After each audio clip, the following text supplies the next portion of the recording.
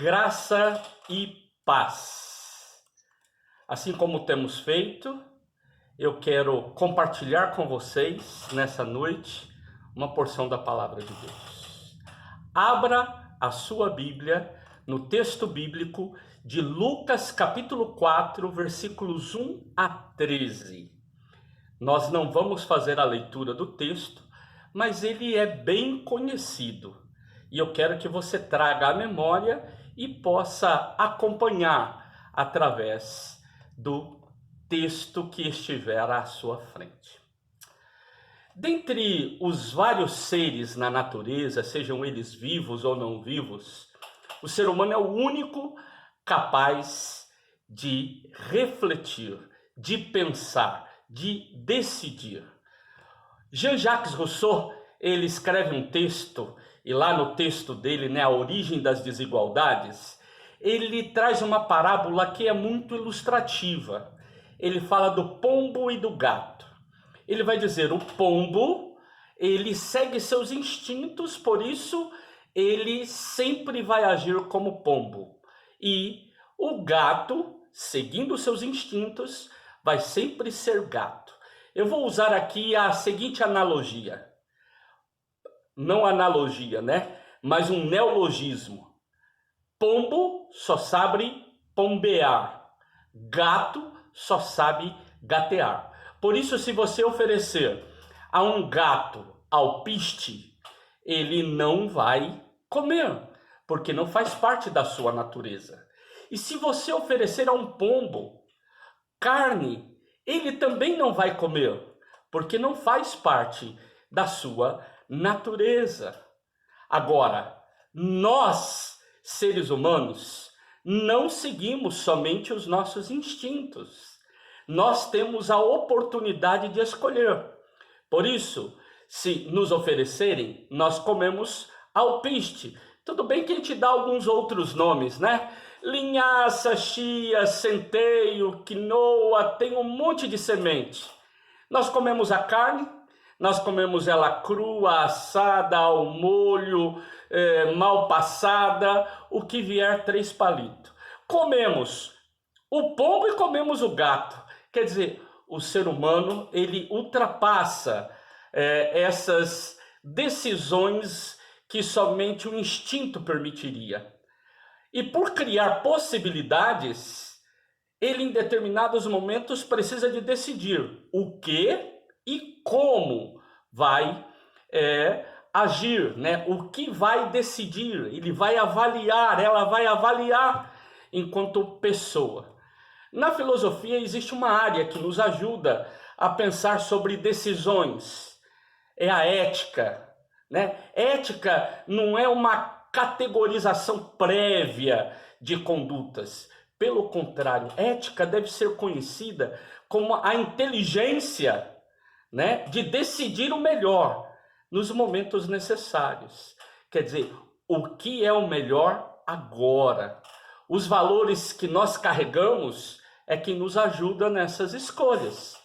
O próprio texto bíblico diz, que aquilo que está no coração é que nós conseguimos sacar. O homem bom do bom tesouro do coração tira coisas boas, o homem mau, coisas más. Olhando para o nosso texto, a gente vê que este texto bíblico da tentação de Jesus, narrada por Lucas, é um texto que também é citado por Mateus e por Marcos. Então, os sinóticos tratam destes versículos. Vamos chamar aqui de texto episódio.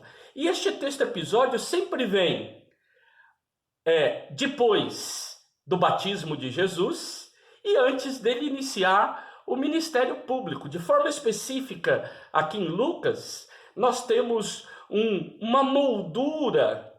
E essa moldura vem o batismo de Jesus, a genealogia, o nosso texto episódio e depois o início da missão na Galileia e a pregação no templo. Quer dizer, lugar onde Jesus apresenta a sua plataforma ministerial, a sua plataforma de trabalho.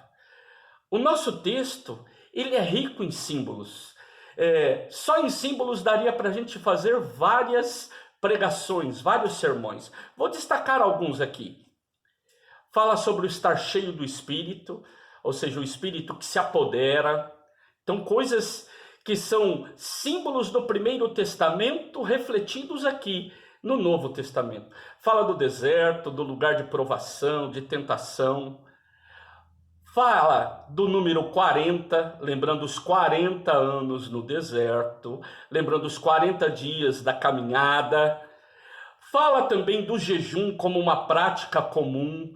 Fala da fome como algo que o povo experimentou e reclamava por causa da fome no deserto. Fala do pão, lembram-se do maná. Fala do adorar ao Deus errado, ou seja, lembra do bezerro de ouro. A expressão, se és o Filho de Deus, a afirmação está escrito, são todas expressões trazendo lá do Primeiro Testamento, algo que estava presente na espiritualidade do povo de Israel, do povo de Deus. Ali, naquele deserto, Jesus, cheio do Espírito Santo, vai assumir a sua linha ministerial, a sua proposta, o seu jeito de fazer o ministério. Ele assume com clareza que tipo de Messias ele será. Por isso eu quero convidar vocês para, olhando para o texto episódio da tentação de Jesus, narrada por Lucas, a aprender, a refletir sobre 3 dilemas enfrentados por Jesus diante do início do seu ministério. O primeiro dilema, ou a primeira tentação, vem como uma pergunta: devo usar meus poderes para fins pessoais? Essa é uma pergunta, né? Devo usar meus poderes para fins pessoais? Jesus aqui é apresentado como alguém vulnerável, alguém com fome, alguém que está vivendo um momento limite. E neste momento limite, a tentação vem. Transforma essa pedra em pão. Ou seja, o seu ministério pode ser mudado. Você pode transformar pedra em pão. O diabo tenta Jesus para perverter o seu ministério. Quer fazê-lo abandonar a ideia do projeto de salvar a humanidade, de libertar os cativos, através de atos mágicos. Teve problema? Num ato mágico, você resolve. Jesus reconhece que essa não é a melhor opção. E aí, então, ele, cheio do Espírito Santo, ele assume uma proposta diferente. Foi baseado nas Escrituras que ele vai dizer que a sua missão, o seu trabalho, o seu ministério vai para além dos bens materiais. Para além dessas necessidades que passam. Hoje nós também somos tentados. Os nossos ministérios também passam por essas tentações, por essas lutas, por essas tribulações. Em meio a momentos limites, parece que ouvimos o próprio diabo dizendo: se és filho de Deus, por que você está passando essas dificuldades na vida? Por que você está com problema financeiro? Por que tem doença na tua família? Você não é da família pastoral? Você não é crente que frequenta a igreja? Por que você vive esses problemas? Por que seus filhos? Por que seu casamento? Por quê? Essa tentação, sedução, que a gente vê presente muito numa teologia que fala que somos merecedores de todo bem, de que somos filhos do rei, de que nós somos especiais, estamos acima do restante da humanidade, isso acaba mexendo um pouco e não entendemos o verdadeiro valor do ministério cristão. E é diante disso que nós vemos esse Jesus dizendo não àquilo que é para benefício pessoal. Quem sabe se contrapondo ao que muitas vezes se viu na história da religião, pessoas que se enriquecem e crescem, prosperam de forma egoísta, enquanto outros sofrem. A decisão de Jesus, ela precisa iluminar a minha vida, a tua vida, o nosso ministério. Nós somos exortados a assumir a atitude de Jesus. Cheios do Espírito Santo, somos convidados a dizer que os valores do nosso ministério cristão são os valores do reino de Deus. Na segunda tentação, nós encontramos então o segundo dilema. E esse segundo dilema poderia ser traduzido em outra pergunta. Devo estabelecer um império poderoso que domina sobre os outros? Neste ponto de vista, parece que os escritores bíblicos, e aqui Lucas está falando assim, o diabo propõe uma forma de ministério terreno, onde a pessoa vai valorizar o poder e a riqueza. É isso o marco de um ministério bem-sucedido. Jesus é tentado a deixar a vocação de servo sofredor para se tornar um grande chefe político. Poder sobre as estruturas injustas, com Messias que acaba se tomando como aquele que está acima do bem e do mal.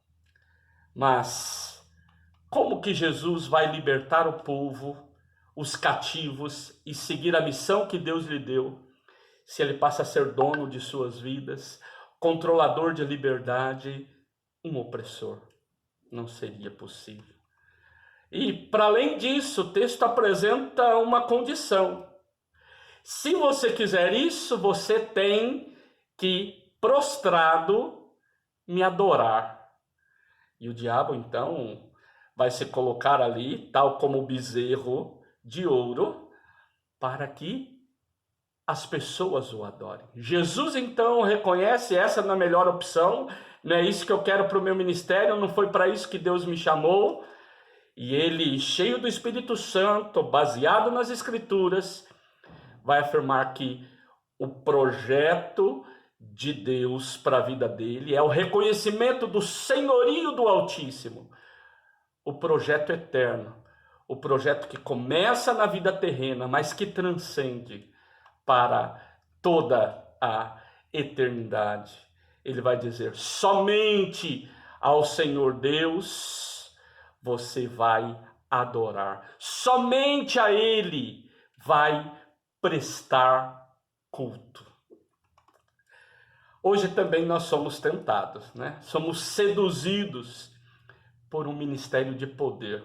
A busca pelo poder, pelo reconhecimento, tem levado muitas pessoas a abandonar o ministério de serviço, o ministério de opção, por ajudar as pessoas que estão caídas pelo caminho, os necessitados, aqueles a quem Jesus quer salvar, a quem Deus quer salvar. Alguns exemplos, né? Pessoas que agem com autoritarismo no ambiente da igreja, líderes cristãos. Você sabe com quem você está falando? Eu sou a autoridade aqui. Você não está debaixo da minha autoridade, não. Você não está na mesma visão. A porta da igreja é a serventia. Vaza. Tal pessoa não tem um coração ensinável. Já viu? Pessoas que querem dominar as outras e dizem assim: o outro não é ensinável, porque ele quer dominar. No mundo onde as pessoas são reconhecidas por aquilo que elas produzem ou consomem, corremos o risco de assumir um ministério que busca os aplausos das pessoas e não a aprovação de Deus. O ministério do serviço está em baixa. O bom pastor, a boa pastora, são gestores, fazem a instituição crescer, o negócio prospera. Agora, aquela que é visitador, visitadora, servo, serva, cuidador, cuidadora, conselheiro, conselheira, esse está em baixa. O bom pastor, a boa pastora é aquele que faz o negócio crescer.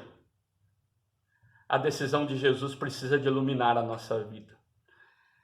E a decisão de Jesus foi, em meio a essa tentação, Jesus vai dizer: não vou me prostrar diante de você. Eu adoro apenas a Deus e somente Ele merece o meu reconhecimento. A terceira tentação, o terceiro dilema: devo fugir da cruz e assumir um ministério espetacular? Parece que os evangelistas estão apresentando esta tentação para mostrar que as pessoas estavam tentando deturpar a morte vicária de Cristo.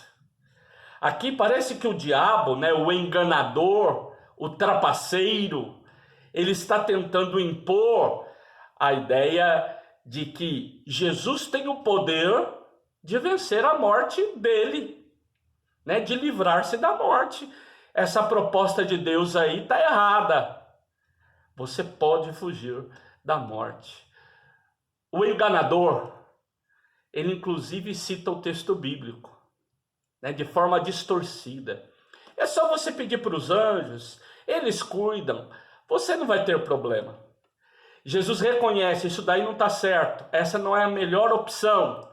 E aí então, Jesus vai dizer: não tentarás o Senhor teu Deus. Hoje nós também somos tentados, somos seduzidos ministerialmente por um ministério espetacular. Pula! Vai dar tudo certo. As aparências são mais importantes que a essência. A performance mais importante que o conteúdo. A busca pelo espetacular acaba agradando os consumidores, mas a pergunta é: agrada a Deus? Nesse mundo marcado pelo hedonismo, ou seja, a busca de prazer, onde as pessoas desejam uma religião que lhes agrade, aquele que é servo e serva vai fazer espetáculos para agradar ou vai viver o evangelho de Cristo? Jesus vê que a decisão não era correta, por isso ele diz não ao ministério espetacular. É baseado na palavra de Deus, cheios do Espírito Santo, que nós precisamos cumprir o nosso ministério. É em conformidade com os valores do reino, é com ele que nós crescemos. Por isso eu quero concluir dizendo a você que, diante das tentações nossas de cada dia, somos desafiados e desafiadas a seguir o exemplo de Jesus. Diante das propostas do enganador, do diabo, ele quer perverter o projeto divino. Jesus nos ensinou, a cheios do Espírito, optarmos pelo que é eterno. É necessário sermos cheios do Espírito Santo e conhecedores da palavra de Deus, se desejamos vencer as tentações do diabo. Por isso, eu intitulei o sermão: O Ministério Cristão e as Tentações Nossas de Cada Dia. Que Deus nos abençoe. Oremos. Graças te damos, Senhor, porque a tua palavra é viva e eficaz e desejamos que ela nos fortaleça para um ministério íntegro em conformidade com a tua palavra. Sejamos crentes que exercem um ministério ordenado ou ministérios não ordenados. Queremos ser homens e mulheres cheios do Espírito, conhecedores da tua palavra e que cumprem a tua vontade. Assim oramos, em nome de Jesus. Amém e amém.